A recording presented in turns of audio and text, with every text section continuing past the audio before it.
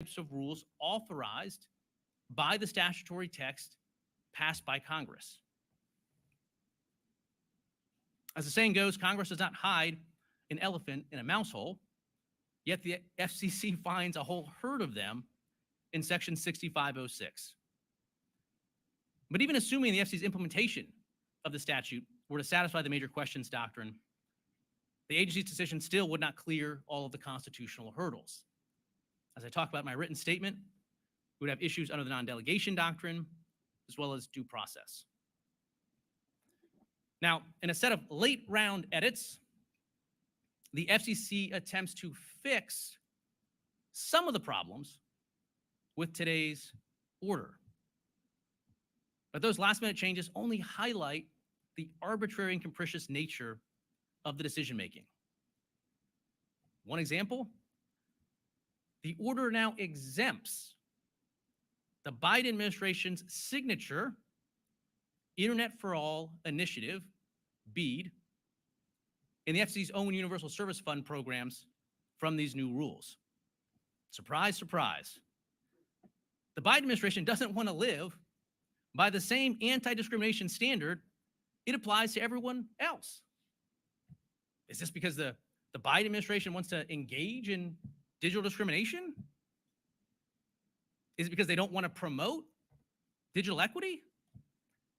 Or is it because the Biden administration is worried that applying these burdensome rules would sink its highest profile internet initiative? It's hard to say because the order itself doesn't explain the exemption, nor does it explain why it makes sense to draw the line where it has. Why single out those two initiatives, but not one or more of the 100 plus other federal broadband initiatives that are being administered today by more than a dozen separate federal agencies? It may remain a riddle wrapped in a mystery inside an enigma. But regardless, the Biden administration has given away the game. It can't claim that these rules are necessary to prohibit discrimination and then turn around and exempt its own preferred programs.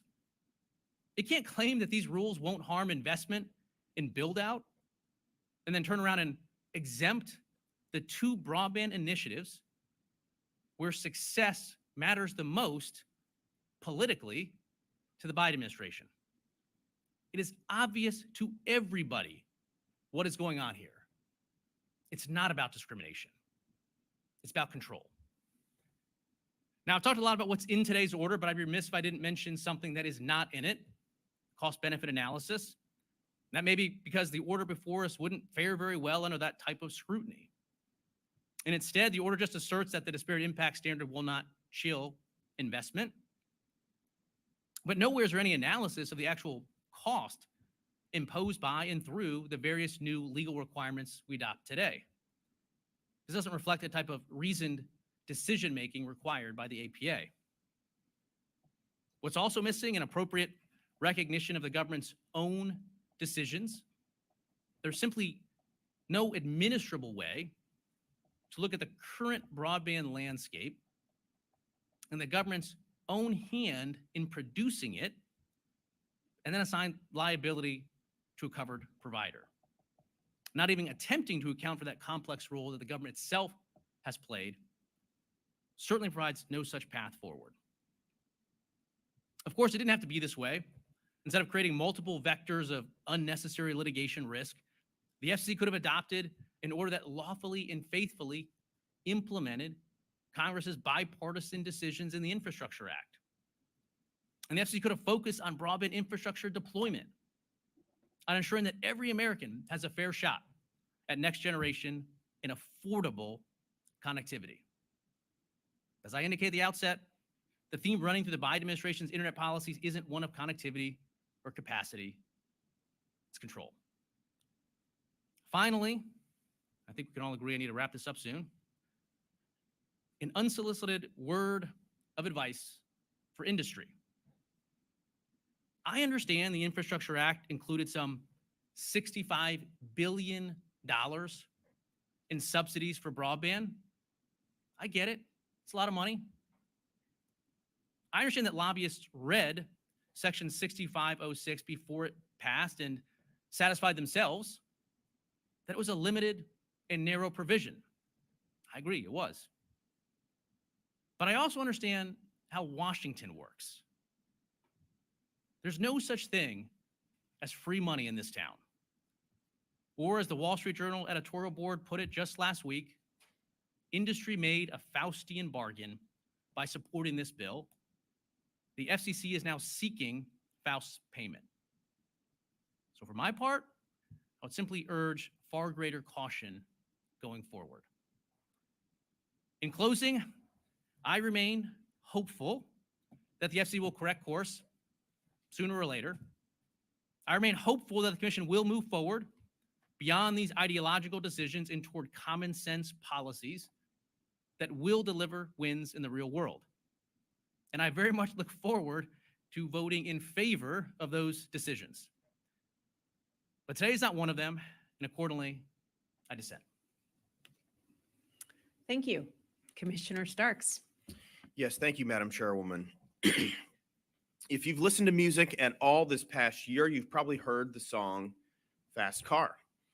The song was first released a whopping 35 years ago by singer-songwriter Tracy Chapman, but was recently covered by the country star Luke Combs. Just last week, Fast Car won Song of the Year at the Country Music Association Awards. Incidentally, I note, making Chapman the first Black songwriter to win the Song of the Year prize at the CMAs. It is a beautiful song. I commend it to you if, first, shockingly, you haven't heard it. But one of the most powerful messages in that song, a line that stands out to me as I was reflecting on what I wanted to say here today, comes in the refrain, and it says this: I had a feeling that I could be someone. I had a feeling that I could be someone. And I truly believe that's a message that we stand and deliver on here today. Eradicating digital discrimination anywhere will empower individuals everywhere. This is a proceeding that will impact generations of Americans to come and will work to ensure a more just and equitable future for tomorrow. I stand proud to approve it. In the Infrastructure Investment and Jobs Act, a bipartisan Congress recognized that the trajectory of digital progress has not always been even, has not always been fair. A result that has held back our collective achievements as a nation. It focused on broadband access as an essential part of that remedy. Congress found that access to affordable, reliable, high-speed broadband is essential to full participation in modern life in the United States, and that the persistent digital divide in the U.S. is a barrier to the economic competitiveness of our nation and the equitable distribution of essential public services, including healthcare and education. This is something that we all should believe. It continued, Congress said, that the digital divide disproportionately affects communities of color, low-income areas, rural areas, and that the benefits of broadband should be broadly enjoyed by all. And so with those findings, Congress told us here at the FCC to get to work, and that's what we're doing here today. It told us that subscribers should benefit from equal access to broadband internet access service, which includes the opportunity to subscribe to an offered service of comparable speeds and other quality of service metrics for comparable terms in service. And to achieve that result, it directed us to prevent and eliminate digital discrimination of access. This is a large and complex item, so I'm only going to highlight a few things that I think are particularly important for folks to understand. First, by including both disparate impact and intent in our definition of digital discrimination, we recognize the multifaceted nature of digital discrimination and take the right steps under the law to eliminate it. Our disparate impact analysis is consistent with the Supreme Court precedent, namely Texas Department of Housing and Community Affairs versus Inclusive Communities Project The court in 2015 stated that a disparate impact legal standard is authorized where the statutory text is results-based and the standard is consistent with statutory purpose. I firmly believe that we have such authority under Section 60506, and furthermore, that we hew closely to the criteria of inclusive communities by limiting potential liability to where the challenge is shown to cause the disparity complained about, and that business owners are permitted to explain the valid interest served by the challenged policy or practice. And here's the other point to be said. The alternative, ignoring disparate impact, would have denied Congress's directive to this agency. It is simply not plausible that we could prevent and eliminate digital discrimination by solely addressing intentional discrimination. Second, the rules we adopt here today are not the end of our work. I support the item's various proposals to help guide and support ISP decision makers as they work to implement our rules. Annual reporting will illuminate the many competing factors, of course, that broadband providers weigh in providing service. Our ISPs lead the world thanks to the investment in their networks, and that is about to be supercharged by BEAD and other federal programs. And so now is the time to ensure transparency into how those broadband providers are going to utilize federal dollars. Internal compliance as well is equally important. ISP executives must understand the basis for deployment, maintenance, upgrade, and other decisions that they make. These are the individuals who can ensure that non-discrimination of access is a core business goal built by design, starting from day one here, just like accessibility, privacy, and security. This information will not, rightfully so, be made public, but creating an internal process for these ISPs is a vital aspect of seeing through the goal. And what I heard repeatedly from stakeholders in this item is that they believe in the purpose of this proceeding and want our goals to succeed. Third, I'm glad that the draft now reflects the creation of a safe harbor for ISPs and others that participate in and have adopted policies and procedures consistent with NTIA's BEAD and our Universal Service Fund programs. We heard this clearly from industry, that this is the place that the policy should go. These are broadband programs consistent with Section 60506, and stating this loud and clear will support ISP participation in many of the programs across the FCC, across the administration, that are helping to close the digital divide, reach unserved, underserved, and rural communities everywhere. Finally, I'd like to thank the chair for accepting my request to seek further comment on forming an Office of Civil Rights within the FCC. The record on this is clear. Advocates and industry alike think it's a strong idea. I'm eager to see how the record develops on how best for us to structure, deploy such an office should we go there, as many other agencies have done, from Department of State to the Department of Homeland Security. And let me close. This has been a significant work, Chairwoman, and I stand proud of what we're going to achieve here together. It is our collective responsibility to ensure that the internet reaches all Americans everywhere. Today, we fulfill our explicit congressional directive to enact those rules to prevent and eliminate digital discrimination. And in doing so, we are fulfilling our mission. Thank you to the team. I know this has been a significant amount of work for you all as well. You should also stand proud of today's work. Thank you. Thank you. Commissioner Simington. Thank you, Madam Chairwoman. I have no choice but to dissent today from this order. We all want to close the digital divide. This order will not do so, but will place the Commission in a permanently inquisitorial posture for every communications development or operation project in America. This will chill the field of telecommunications when we should instead be encouraging greater investment and innovation.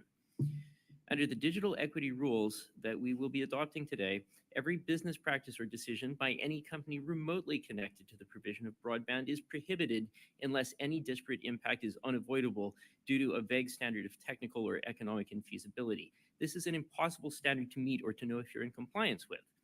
And as a result, the only way for a company to even attempt to comply is to practice racial, ethnic, and religious discrimination in every business decision. Thank you. Thank you. And now Commissioner Gomez coming to us live through the power of communications. Good morning, Chairwoman, and good morning, everybody. I'm sorry I cannot be there in person. Today, I'm participating in this meeting from Cape Town, South Africa, where I'm here for AfricaCom. So turning to this important item, we are the rule, not the exception. A friend shared this saying with me last week, and it resonated with me, especially as I had the opportunity to reflect about what we are doing here today. 2 years ago, Congress came together and passed the bipartisan infrastructure law, investing $65 billion to ensure that everyone has access to affordable, reliable, high-speed internet. And Congress recognized that connectivity for all is the rule, not the exception. Congress also recognized that access for historically underserved communities, communities of color, low-income communities, rural communities, tribal and Latino communities, need to be the rule, not the exception. As we make historic investments in our nation's infrastructure that will impact generations to come, as Commissioner Starks just said, we must prioritize digital equity, along with our other guiding policy principles, promoting economic opportunity, competition and innovation, and protecting consumers. And that is exactly what we do here today. We are implementing a bipartisan directive from Congress to facilitate equal access to broadband and prevent digital discrimination of access to communities based on income level, race, ethnicity, color, religion, or national origin. While there are details to sort out, the most important thing is that we start. I want to thank the Chairwoman for her leadership in proposing these rules, establishing the task force to prevent digital discrimination, and recognizing the need to bring in experts such as Brad Berry and Lisa Edwards to ensure that we are getting this right. I would also like to thank the Chairwoman, Commissioner Starks, and Bureau staff for the collaborative efforts to implement changes to Commission process and reflect such changes in the draft to address stakeholder concerns about how the rules adopted today will be implemented. Last but certainly not least, I thank the FCC staff throughout the agency that worked on this item. And now I would also like to share my remarks in Spanish. Somos la regla, no la excepción. Una amiga compartió conmigo este significativo dicho la semana pasada y eso me ayudó a reflexionar sobre lo que estamos haciendo hoy aquí. Hace 2 años, el Congreso se reunió y aprobó la ley bipartidista de infraestructura, invirtiendo 65 mil millones de dólares para garantizar que todos en los Estados Unidos tengan acceso a una Internet asequible, confiable y de alta velocidad. Y el Congreso reconoció que la conectividad para todos es la regla, no la excepción. El Congreso también reconoció que el acceso de las comunidades históricamente desatendidas, comunidades étnicamente diversas, comunidades de bajos ingresos, comunidades rurales, comunidades nativoamericanas y latinas, debe ser la regla, no la excepción. A medida que realizamos inversiones históricas en la infraestructura de nuestra nación, que influirán en las vidas de las generaciones venideras, debemos priorizar la equidad de acceso a las tecnologías digitales junto con nuestros otros principios rectores de políticas, promover las oportunidades económicas, la competencia y la innovación y proteger a los consumidores. Y eso es exactamente lo que hacemos hoy aquí. Estamos implementando una directiva bipartidista del Congreso para facilitar el acceso igualitario a Internet de banda ancha y prevenir la discriminación de las comunidades en su acceso a las tecnologías digitales según su nivel de ingresos, raza, etnia, color, religión u origen nacional. Si bien hay detalles que resolver, lo más importante es que comencemos. Por último, agradezco a todos los funcionarios y autoridades de la FCC que trabajaron en este tema. Thank you very much. Thank you, commissioners. You know, it was 2 years ago, this very day, that Congress passed the bipartisan infrastructure law. And this law is a big deal. It made a $65 billion investment to ensure that everyone, everywhere in the United States has access to broadband. Nothing in our history comes close to the commitment this legislation makes to address equitable access to the opportunities of the digital age. This unprecedented investment in broadband features both deployment initiatives, like the Broadband Equity Access and Deployment Program at the Department of Commerce, and affordability efforts, like the Affordable Connectivity Program here at the FCC, that has helped more than 21 million low-income households get online and stay online. But Congress knew that more than just this set of deployment and affordability initiatives was needed. That is why in Section 6506 of the Bipartisan Infrastructure Law, Congress directed this agency to prevent and eliminate digital discrimination.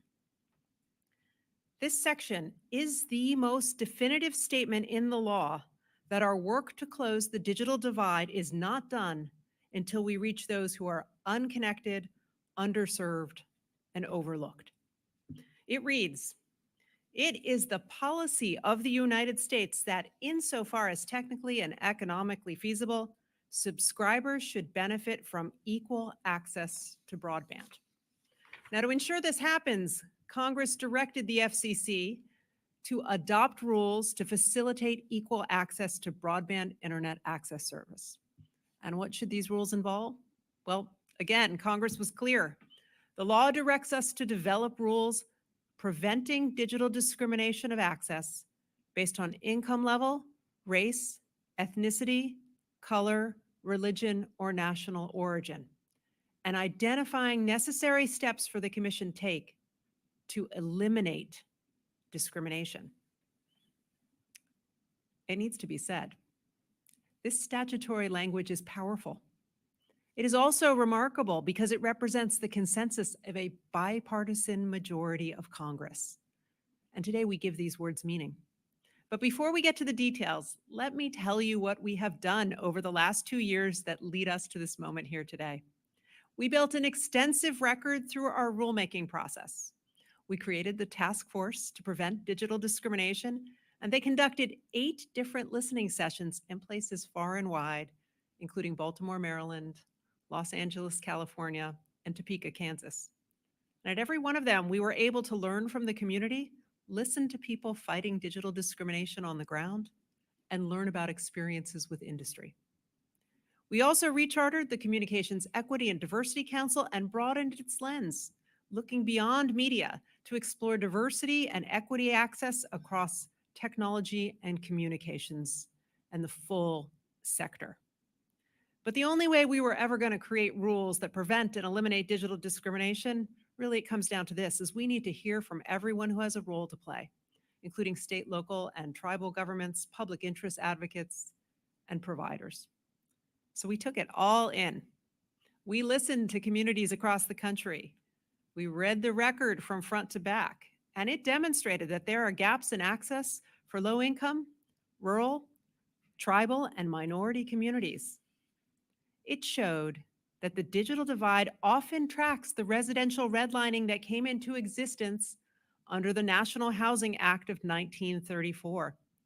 It showed that many of the communities that lack adequate access to broadband today are the same areas that suffer from long-standing patterns of residential segregation and economic disadvantage. So back to the statute. The language is broad, but Congress was explicit. These rules have to facilitate equal access to broadband. And as part of this goal, Congress also told us we need to prevent and eliminate digital discrimination of access. That means our rules would miss the mark if they just covered discriminatory intent, because we would fall short of meeting our statutory obligation to facilitate equal access to broadband. As a result, we define digital discrimination to include disparate treatment and disparate impact. I believe this approach puts us on the right side of history and the right side of the law. These rules are strong. When you consider that Congress explicitly directed us to prevent and eliminate digital discrimination of access, well, they better be. But I'd also argue that they are fair and reasonable. And let me explain why. We do more than just define digital discrimination. As the law directs, we create a new dedicated pathway for digital discrimination complaints. But we have created a process that is aimed at finding solutions that work for all parties. And if that is not feasible, our Enforcement Bureau will step in with the entire enforcement toolkit at its disposal to seek remedies. As the law requires, we accept genuine reasons of technical and economic feasibility as valid reasons why it may not be possible for equal access to a provider's network. And we're going to review those defenses carefully and thoughtfully on a case-by-case basis. But that's not all. We're standing up a process by which providers can request guidance from us to make sure they stay on the right side of the law. On top of this, we also offer guidance to help solve these problems before they ever reach the FCC. That's because the law directs us to develop model policies and best practices for preventing digital discrimination that can be adopted by states and localities. So we had our Communications Equity and Diversity Council take the lead developing these best practices, and they are included here in what we adopt today. So like I said at the start, Section 6506 is a big deal. It is the first bipartisan civil rights law focused on the digital age. I'm grateful to so many in the civil rights community who have helped us give it meaning, and I'm grateful for the companies that worked with us to improve our process. I'm also grateful to my colleagues, Commissioner Starks, for his input on developing an Office of Civil Rights, and Commissioner Gomez for her input on creating a point person in the Enforcement Bureau on these matters and identifying reporting mechanisms going forward. In addition, I want to thank a whole lot of staff all across the agency who've worked on this effort, starting with Brad Berry, Emily Kaditz, Callie Coker, Lisa Edwards, CJ Ferraro, Jesse Goodwin, Trent Harkrader, Heather Hendrickson, Ed Kratchmer, Aurelie Marthieu, Jody May, Jamie McCoy, and Kira Ortiz from the Wireline Competition Bureau, Alejandra Roark, Samantha Steen, Dewana Terry, and Sanford Williams from the Task Force to Prevent Digital Discrimination, Diane Burstein, Daryl Cooper, Aaron Garza, Susie Rosen Singleton, and Kimberly Wild from the Consumer and Governmental Affairs Bureau, Pamela Gallant, Rosemary McEnany, Patrick McGrath, and Keith Morgan from the Enforcement Bureau, Hillary DeNigro from the Media Bureau, John Blumenshine, David Firth, Nicole McGinnis, and James Wiley from the Public Safety and Homeland Security Bureau, Susanna Larson and John Lockwood from the Wireless Telecommunications Bureau, Xin Yu, Marlena Barzilai, Michael Jansen, Andrea Kearney, Jacob Lewis, Rick Mallon, William Scher, Anjali Singh, and Michelle Ellison from the Office of General Counsel, Jocelyn James from the Office of Communications Business Opportunities, Mark Azik, Stacy Jordan, Eugene Kiselev, Kenneth Lynch, Eric Ralph, and Mac Wakala from the Office of Economics and Analytics, Ed Bartholomew, Chesley Fallon, Jean Cadieu, and Steve Rosenberg from the Broadband Data Task Force, and Edward Carlson from the Office of International Affairs. All right. We will proceed to a vote on the item. Commissioner Carr, Dissent. Commissioner Starks, Approve. Commissioner Simington, Dissent. Commissioner Gomez, Approved. and the chair votes aye. The item is adopted with editorial privileges as requested. Madam Secretary, please announce the next item on today's agenda. Madam Chairwoman and Commissioners, item 2 on your agenda is titled Empowering Survivors of Domestic Violence, Lifeline and Link Up Reform Modernization Affordable Connectivity Program. And it will also be presented by the Wireline Competition Bureau. Trent Harkrader, Chief of the Bureau, will give the introduction.